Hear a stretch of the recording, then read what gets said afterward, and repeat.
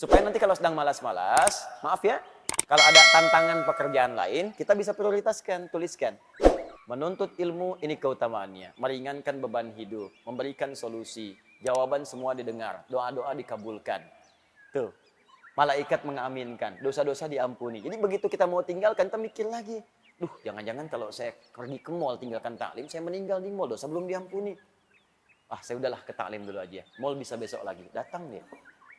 Jelas ya? Nah, apa di antara keutamaannya? Mari kita tuliskan. Bismillahirrahmanirrahim. Kita masuk halaman 13-nya. Saya mulai dari paragraf kemarin yang belum berakhir sepenuhnya. Wa ghayatul ilmi al-'amalu bihi li'annahu thamratuhu wa faidatul umri wa zadul akhirah. Kemarin kita sampai situ. Wa ghayatul ilmi, dan tujuan dari ilmu itu, kalau kita belajar pengetahuan, al-'amalu bihi, yaitu mengamalkannya. Dimohon izin, kemarin saya tegaskan, ilmu dengan amal nggak bisa dipisahkan. Justru ilmu itu akan mulai mendapatkan pahala melimpah ketika diamalkan. Anda belajar fikih sholat, kalau nggak pernah dipakai sholat, kapan datang pahalanya? Hanya berhenti di saat belajar saja. Makanya ayo teman-teman, jangan batasi di majelis ilmu. Anda yang kuliah pun, niatkan sebagai ibadah karena Allah. Begitu Anda bekerja, itu jadi pahala. Anda nggak kepikir ke situ. Yang kuliah di ITB, di IPB, di UI, di IAIN, di UIN, dimanapun. Coba niatkan sebagai ibadah. Nanti ketika diniatkan sebagai ibadah, untuk mengamalkannya, Allah akan permudah. Dan berkah nanti ilmunya. Berkah. Jangan dikira itu mendapatkan ilmu, hanya ilmu agama saja. Tidak, ilmu umum juga kalau diniatkan untuk kemudian berkhidmat kepada Allah, untuk ibadah, nanti akan ada manfaatnya.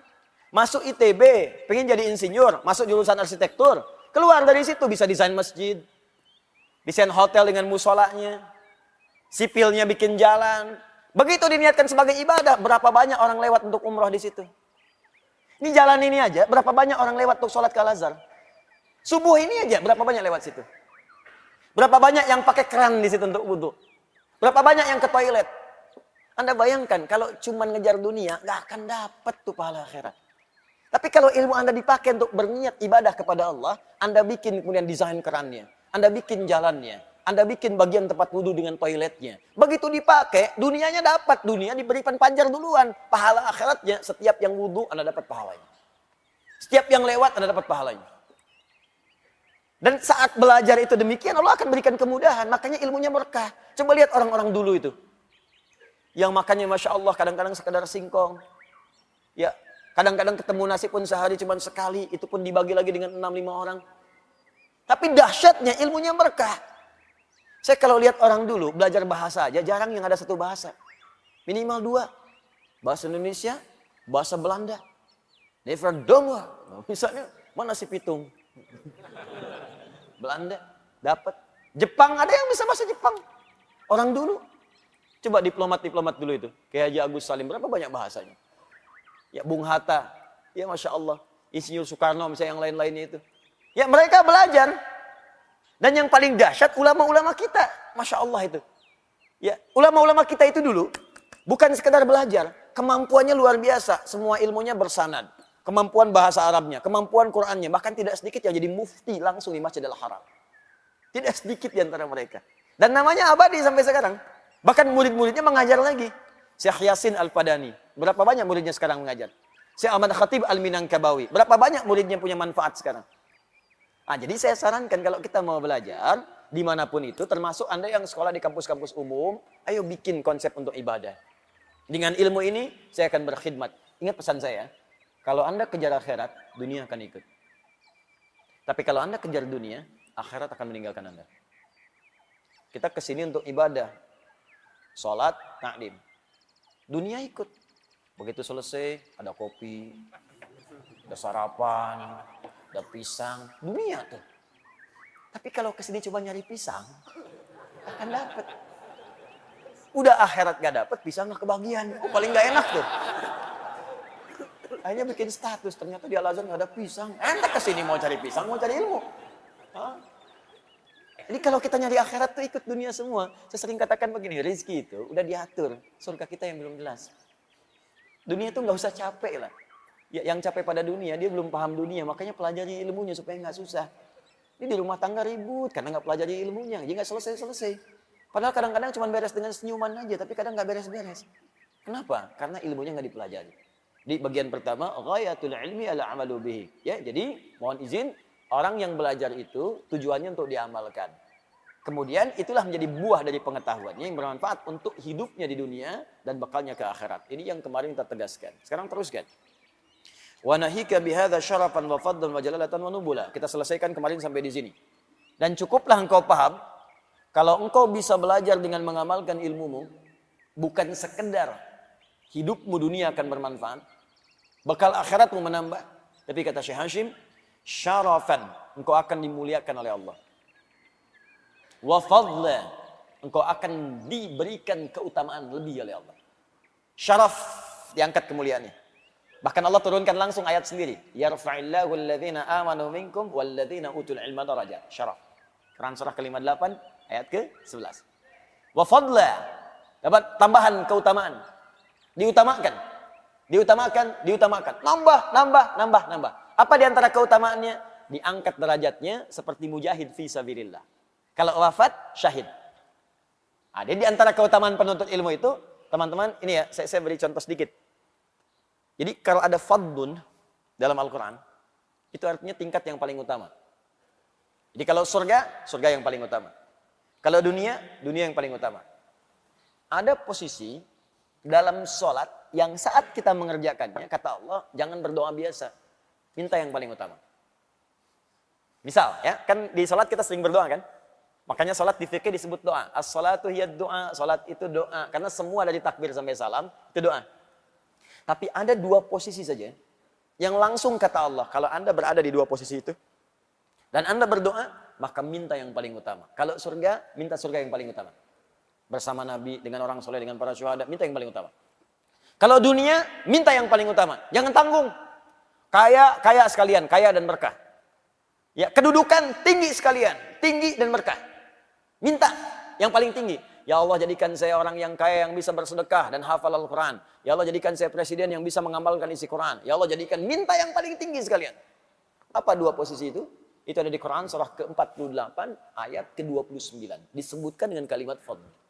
Muhammadur Rasulullah walladzina ma'ahu asyidda'u 'alal kuffar ruhama'u bainahum tarahum ruk'an sujjada yabtaghuna fadlan minallahi wa ridwana. Engkau akan lihat umat Nabi Muhammad itu tegas pada segala yang menyimpang, saling berkasih sayang dengan sesamanya. Ciri utamanya mereka rajin sholat. Jadi umat Nabi Muhammad itu kalau ingin dibedakan ini umatnya atau bukan, lihat sholatnya. Ini sindiran halus tapi tajam gitu ya. Katanya umat Nabi Muhammad, tapi dipanggil adzan nggak mau sholat. Katanya umat Nabi Muhammad, diminta sujud nggak sujud. Kata Allah sederhana, umat Nabi Muhammad itu tarahum ruk'an sujada. Engkau akan lihat dia ruku dan sujud salat. Jadi kalau Anda masih mengaku umat Nabi, akan kelihatan salatnya. Datang. Itu sindiran tajam loh, halus tapi tajam. Maaf ya, artinya ketika Anda mengaku umat Nabi Muhammad tapi nggak mau sholat, dipertanyakan nilai keumatannya. Dan saat ruku dan sujud itu, yabtaguna fadla, dia minta yang paling utama dari Allah. Jadi kalau sedang ruku, sedang sujud, berdoa yang paling utama. Terutama saat sujud. Jangan nanggung. Kalau ada dicontohkan lafaz dari Nabi, bacakan doanya. Kalau nggak ada contoh lafaz dari Nabi, di hati kita mintakan. Ya Allah, saya pengen di Firdaus, ya Allah. Ya Allah, saya pengen berjumpa dengan Rasulullah. Ya Allah, berikan kesempatan untuk menatapmu di hari kiamat, ya Allah. Ya Allah, sukseskan bisnis suamiku, ya Allah. Dan berkahi pada bisnisnya. Berkahi di harta kami, ya Allah. Ya Allah, jadikan keluargaku semua penghafal Quran. Aku nggak minta apapun, ya Allah. Pengen Quran aja, ya Allah. Pengen Quran aja. Minta. Yang paling utama. Fadlah. Dan keutamaan penuntut ilmu fadlan yang paling utama adalah statusnya dinaikkan oleh Allah sebagai mujahid fi sabilillah. Jadi kalau dia sedang belajar, wafat syahid statusnya. Itu langsung turun Quran surah ke-9 ayat 122. Paling kiri sebelah bawah di mushaf. Wa ma kana al-mu'minuna liyanfiru kaffah. Ya, falaula nafara min kulli firqatin minhum ta'ifah liyatafaqahu fid din wa liyunziru qaumahum idza raja'u ilaihim la'allahum yahdharun. Catat ya, karena di kitab tidak ada, ini syarahnya. Awas. Kata Allah, tidaklah semua orang beriman. Iman dulu tuh. Tidaklah semua orang beriman pergi bermedan perang semuanya, ke medan juang semua. Aku akan turunkan satu amalan yang kalau dikerjakan statusnya sama dengan yang berjuang di medan perang. Apa amalan itu? Tafaqquh fid din, belajar di agamanya. Makanya saya nggak bosan ingatkan, coba catat jadwal taklim di setiap masjid. Catat yang tafaqquh yang baik-baik. Yang baik-baik. Yang bisa memahamkan kita. Ini bukan sekedar datang tapi nggak ada isinya. Datang apalagi menurunkan iman kita, itu yang bahaya. Yang banyak ketawa tapi nggak jelas. Atau yang isinya bahkan semakin gak jelas. Semua agama sama. Menuju pada Tuhan yang sama. Cuman caranya beda-beda. Jangankan kita yang dengar, dia aja yang nyampein bingung. Ya. Itu kan bahasa Nabi. Anda akan mendengar nanti sayati. Awas, zamanun. Akan datang satu masa nanti. Di hadis Muslim, sahih hadisnya. Akan datang di satu masa nanti. Orang-orang yang tiba-tiba menyampaikan sesuatu. Membuat Anda bingung, kaget. Ya, jangankan Anda. Kata Nabi, orang dulu pun kalau dengar itu akan ikutan kaget. Ini Abu Jahal, Abu Lahab, abu-abu yang lain tuh kalau dengar Abu, nah yang sekarang itu ikut kaget. Ikut kaget. Karena mereka pun nggak punya kosakata itu. Ya, oh canggih juga nih kata-katanya ya. Ini Abu Jahal tuh nggak punya itu. Ya Abu Jahal sejahal-jahalnya. Ya, benar Abu Jahal sejahal-jahalnya. Dan Abu Lahab selahab-lahab ya. Itu Abu Jahal tuh datang kepada Nabi dengan rombongannya itu. Ketika datang ke Nabi, kalimatnya sederhana. Ya Muhammad SAW, kita ini nggak usahlah berpelisih, nggak usah perang. Kita damai aja. Nah caranya gimana malam ini? Biarkan, kita memang beda kata mereka, kita memang beda. Tapi perbedaan ini jangan sampai membuat kita berselisih perang. Malam ini, udahlah kita gantian aja. Malam ini kami nyembah Tuhan kamu. Besok-besok kamu nyembah Tuhan kita, selesai. Tapi kalimatnya sederhana, kita memang beda, tapi jangan berselisih. Tuh, jadi orang-orang dulu sejahal-jahalnya, sejahiliah-jahiliahnya, itu nggak kenal dengan persamaan agama. Nggak kenal dengan pluralisme agama, semua agama sama. Dia masih mengakui kita emang beda. Tapi beda ini jangan sampai rame, gantian aja. Turunlah surah Al-Kafirun. Qul ya ayyuhal kafirun. Katakan Muhammad pada orang-orang yang masih menutup dirinya, belum bisa menerima cahaya Islam dengan baik. Makanya ketika dipanggil kafir, dia nggak marah. Abu Jahal kan pintar bahasa Arabnya. Ya, lebih pintar daripada yang sekarang. Pintar. Bisa bikin sastra, kalimatnya fasih, dipanggil kafir nggak marah. Kuliah ayyuhal kafirun, dia nerima. Memang saya masih menutup diri kok. Dan dia nggak marah. Nggak pernah tuh ada riwayat mengatakan tafsir asbabun nuzul. Ketika disebutkan kuliah al-kafirun, Abu Jahal langsung naik pitam mengatakan, apa kafir? Nggak ada. Nah, jadi orang Arab paling fasih aja disebut kafir, dia menerima. Karena itu memang bahasa syariat, bahasa fiqih, dan itu dipahami betul. Nah, ini konteks yang harus kita dapatkan teman-teman sekalian. Ini kembalikan lagi ya supaya nggak lama-lama. Nah, fadla, minta yang paling utama. Jelas ya? Baik, kemudian wajalalatan wa nubula. Jalalatan wa nubula. Dan dia mendapatkan status tinggi di hadapan Allah. Allah punya sifat jalla wa ala. Jalla, tinggi, tak tertandingi. Jalalah, orang dinaikkan oleh Allah dengan status tinggi. Bagaimana kemudian mendapat status tinggi itu? Wa nubula, nabil istimewa. Bagaimana mendapatkan itu semua? Dirinci lagi oleh Syekh Hashim. Ini yang kita bacakan. Ya, ini Masya Allah ini. Ya, Al-Quran, hadisnya ada semua. Bismillah. Yuk kita teruskan. Ke-14 ya. Ayat-ayat yang tadi untuk mendapatkan keistimewaan sudah saya bacakan sebelumnya. Wa qala ta'ala innama yakhsyallaha min ibadihil ulama. Pertama diangkat statusnya oleh Allah yang istimewa sebagai orang yang paling khasyah dengan Allah. Jadi paling takut kepada Allah itu orang-orang yang punya ilmu. Status pertama. Di Quran surah Fatir itu. Quran surah ke-35. Ya, dari ayat 27 sampai ayat 29. Di 28-nya ada kalimat itu. Kemudian juga teman-teman sekalian kita teruskan ke bagian kita sekarang. Halaman 14. Faman dhafara bihi su'ida wa man fatahu khasira. Maka dari itu orang-orang yang semangat menuntut ilmu maka hidupnya cenderung bahagia. Bahagia dia. Karena semua janji yang diberikan tadi dia dapatkan. Kalau wafat, syuhada. Wafat syuhada itu enak. Di surga aja ketemu Nabi langsung. Bukan cuma Nabi, semua Nabi. Ya, wafat syuhada. Orang wafat dalam keadaan syuhada. Kalau dia sambil belajarnya bisa bertobat, istighfar, minta ampun sama Allah. Kan? Terus wafat di situ, sedang belajar. Tadinya pelaku maksiat banyak. Tiba-tiba pengen tobat, datang ke majelis ilmu. Tobat di situ.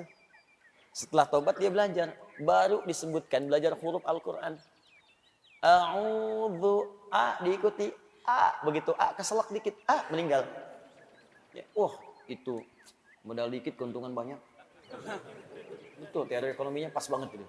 Ya, modal dikit keuntungan banyak, udah tobat, dosa diampuni, baca huruf A masuk surga ya. Selesai, syahid lagi statusnya. Nah, di mana ketemunya? Di surganya. Begitu naik turun Quran surah keempat ayat 69. Wa may yuti'illaha wa rasul fa ulaika ma'al ladzina an'ama Allahu 'alaihim minan nabiyyin was-siddiqin wasyuhada'i was-salihin wa hasuna ulaika rafiqa. Dzalikal fadlu minallah. Masyaallah. Orang-orang yang taat kepada Allah dan Rasulnya, hati-hati kemudian dia wafat, maka dia akan dikumpulkan dengan orang-orang yang Allah berikan nikmat kepada mereka. Siapa di antaranya? Para nabi. Setelah para nabi siapa? Syuhada. Siddiqin, syuhada, sholihin. 3 golongan. Maka kalau bisa jadi bagian dari itu. Ya, jadi bagian dari yang disebutkan. Jadi status naik. Kemudian hidup ringan. Ilmu berkah. Dan ingat ya, setiap ilmu itu dapat, kalau diamalkan, rezeki mengikuti. Itu sudah rumus. Ilmu, amal, rezeki. Bahkan ada orang yang masih cari ilmu, rezekinya datang. Jadi kalau Anda benar cari ilmunya, jangankan diamalkan, baru cari ilmu, rezekinya datang. Itu akan dimudahkan oleh Allah. Coba lihat deh, para penghafal Quran, terus dia niatkan karena Allah, tiba-tiba datang donatur. Bahasa manusia donatur itu, yang kirim kan Allah juga.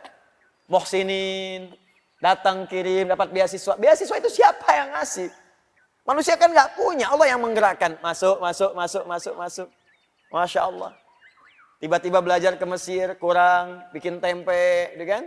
Tempe dibikin, dibeli, berkah ilmu. Begitu belajar, gaji dapatkan itu, selesai, tiba-tiba naik status. Kasih jadi. Itu Masya Allah. Banyak tuh. Di orang yang benar cara belajarnya itu, dia dhafara. Su'ida. Kalau benar dia ikat ketentuan Allah dengan baik, syaratnya ikat ketentuan Allah dengan baik.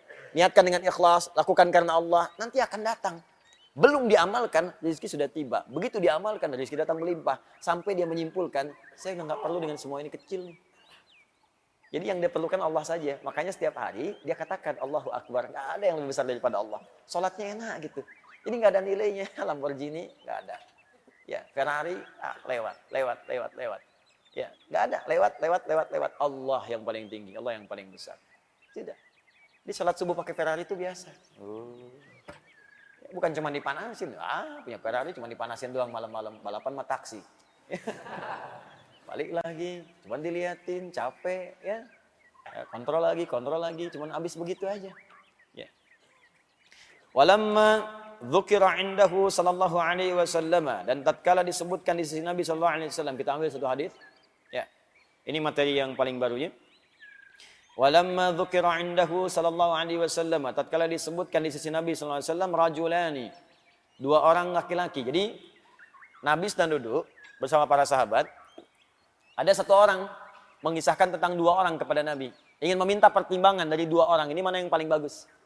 Ya, mana yang paling bagus? Ini hadis. Oke, saya baca dulu nanti kita cari di mana hadisnya. Ahaduhuma 'abidun wal akharu 'alimun. Yang pertama adalah seorang hamba saja, rajin ibadah. Ibadah. Yang kedua 'alimun. Ya, orang yang ibadah tapi ahli ilmu. Ingat, jangan dipahami keliru. Alim itu, kalau disebut alim, itu di Arab itu bukan sekedar punya ilmu, tapi mengamalkan ilmunya. Makanya ulama, ketika disebut ulama, bukan cuma berfatwa, tapi fatwanya diamalkan dulu. Apa hukumnya tahajud syekh? Dia udah tahajud dulu. Apa hukumnya infak syekh? Dia udah infak dulu.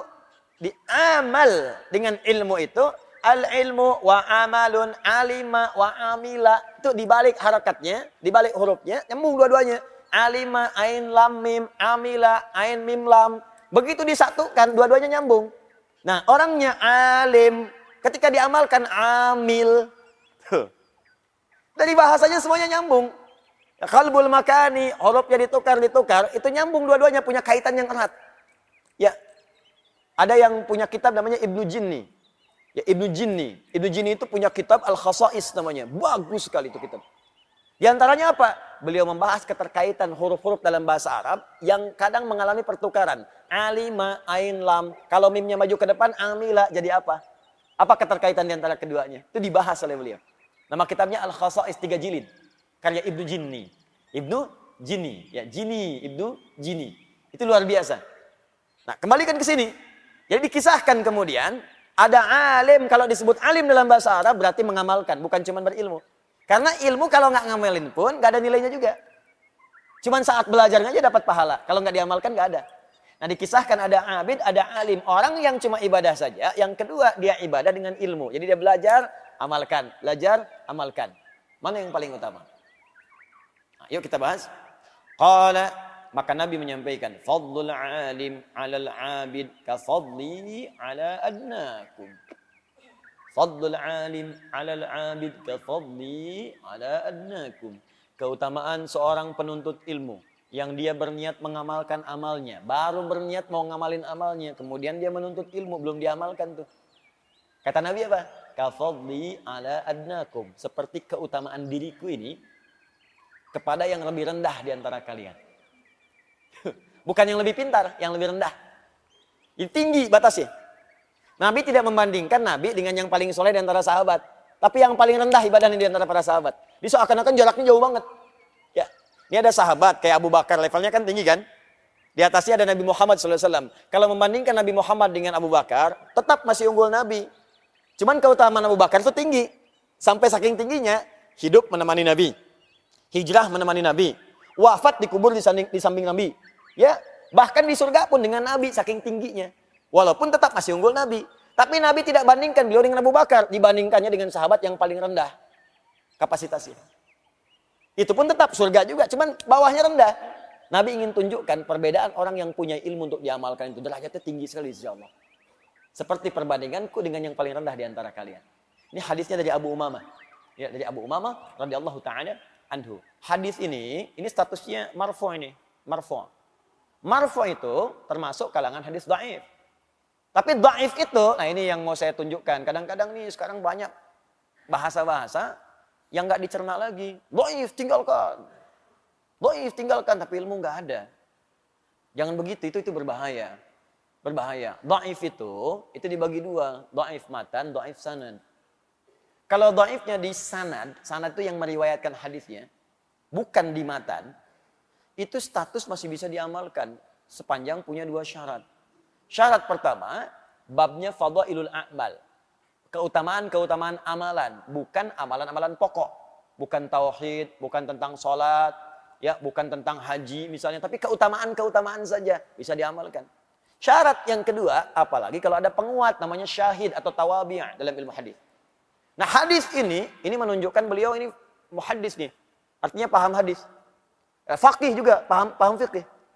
Enggak mungkin kalau ada kalimat ini, enggak mungkin kalau enggak paham hadis, mustahil bisa diteruskan hadis selanjutnya.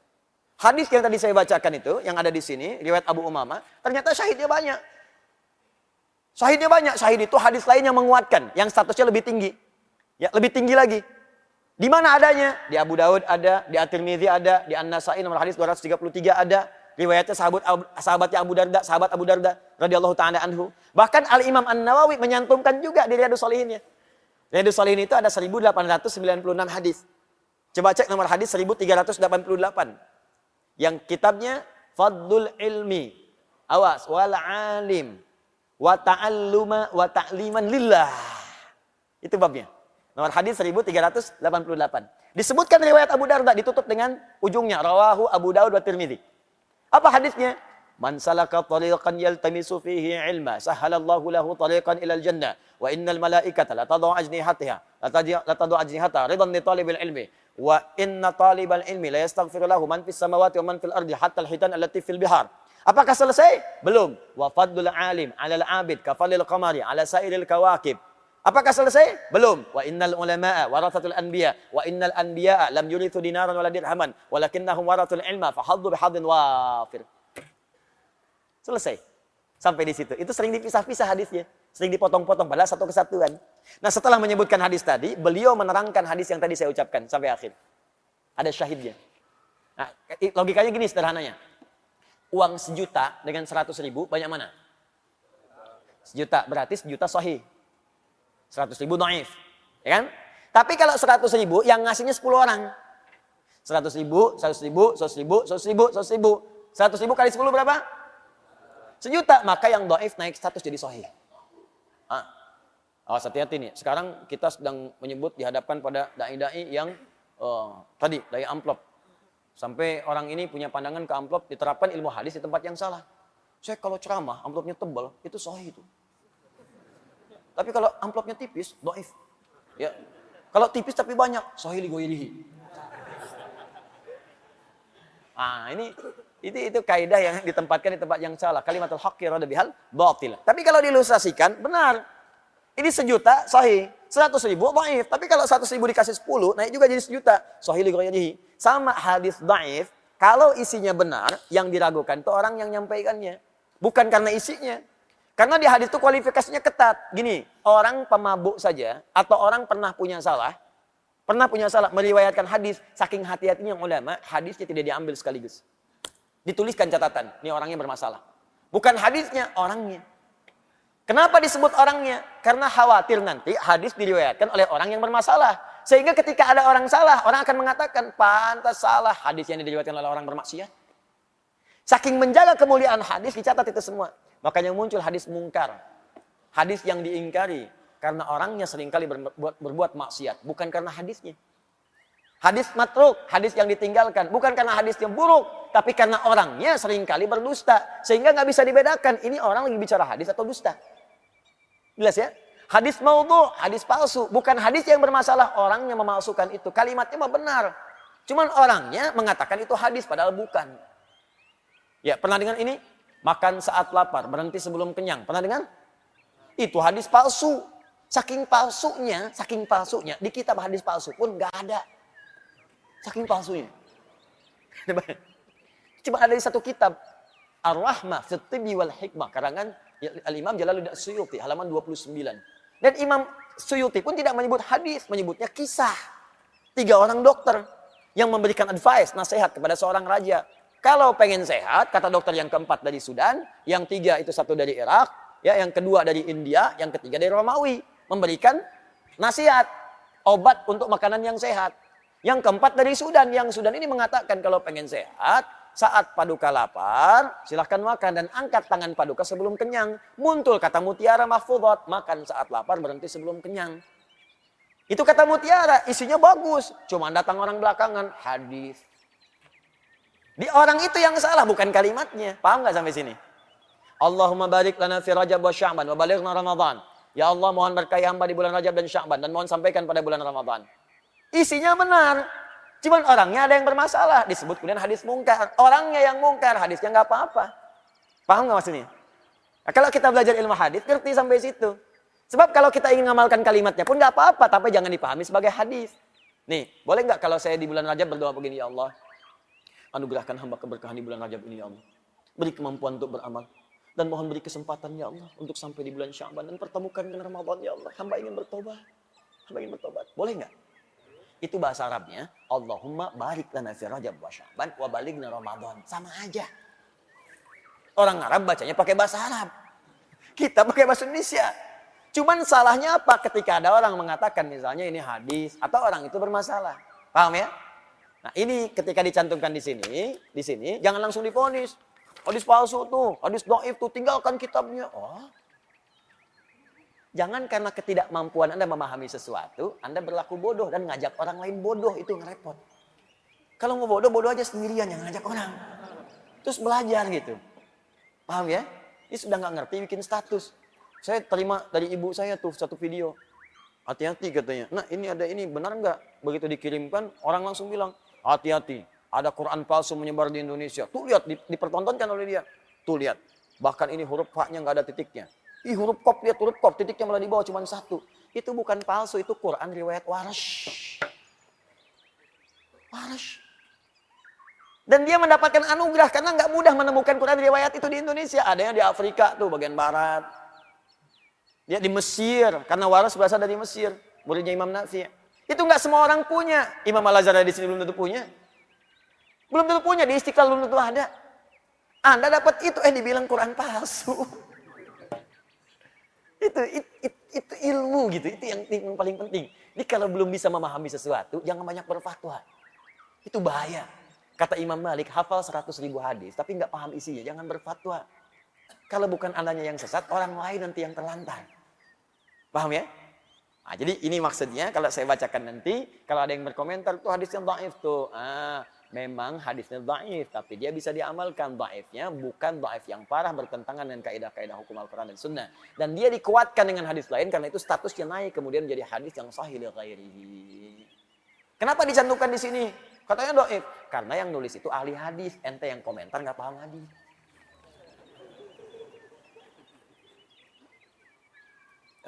Saya baca terakhir ya, sampai kita ada 2 menit. Saya takutnya nanti ditanya, belajar apa tadi? Hadis dhaif. Cuma naik status ahli ghairihi. Gimana itu? Ya, aja tayangannya. Wa qala sallallahu alaihi wasallam, dan sallallahu alaihi wasallam pernah bersabda, man salaka tariqan yatlubu fihi ilman salakallahu bihi tariqan min turuqil jannah. Nah, ini yang tadi saya sebutkan, satu rangkaian. Ini penguatnya syahidnya. Adanya di An-Nasai nomor hadis 233. Juga di Abu Daud, juga di At-Tirmidzi, juga Imam An-Nawawi dalam Riyadhus Shalihin nomor hadis 1388. Rawinya Abu Darda. Hadisnya sahih. Ada yang menyebutkan hasan. Ya. Statusnya tetap hasan itu hadis sahih. Ya, sahih. Ya, cuma daya ingat hadis itu kan 5 syaratnya. Mattasala isnaduhu binaqdil adli dhabiti anil adli dhabiti min ghairi syudzudin wala illatin qadihatin. Paham? Tidak, ya. Nanti belajar. 5 itu. Jadi kalau salah satu kurang, ya kurang dhabit, hafalannya kurang dikit. Kurang dikit tuh koma jadi lupa komanya, titik jadi lupa titiknya. Bukan lupa hadisnya. Jadi ilmu hadis itu kalau lupa koma dikit turun status tuh dhabitnya, kurang. Dari sahih jadi hasan. Ya. Sahih jadi hasan. Jadi kalau saya bacakan kalimat misalnya, nih al-jami' as-sahihul musnad al-mukhtasar min umuri Rasulillah sallallahu alaihi wasallam wa sunanihi wa ayyamihi. Ulangi. Nah, itu maudhu tuh kalau nggak bisa ngulang. Itu statusnya turun. Tapi kalau bisa diulang lengkap sempurna kalimat titik komanya itu sahih. Tapi kalau macet sedikit, koma sedikit, hasan. Ketat sekali ilmu hadis itu. Enggak semua orang bisa kemudian disebut sebagai muhaddits. Terakhir. Wa qala sallallahu alaihi wasallam, sallallahu pernah bersabda, talabul ilmi fardhatun ala kulli muslimin. Nah, di sini ada wa muslimatin. Wa talibul ilmi yastaghfiru lahu kullu syai'in hatta al-hut fil bahr. Baik, pertanyaannya, Ustaz, di sini ada kalimat talabul ilmi, kata Nabi, talabul ilmi fardhatun ala kulli muslimin wa muslimatin. Menuntut ilmu itu fardhah, kemestian bagi setiap muslim laki-laki dan muslimah, muslim perempuan. Kalau kita di hadis cari riwayat, kalimat muslimahnya enggak ditemukan. Sedangkan beliau ahli hadis. Kenapa muncul kalimat muslimah? Talabul ilmi fardhatun ala kulli muslim. Di hadis ini ditemukan demikian.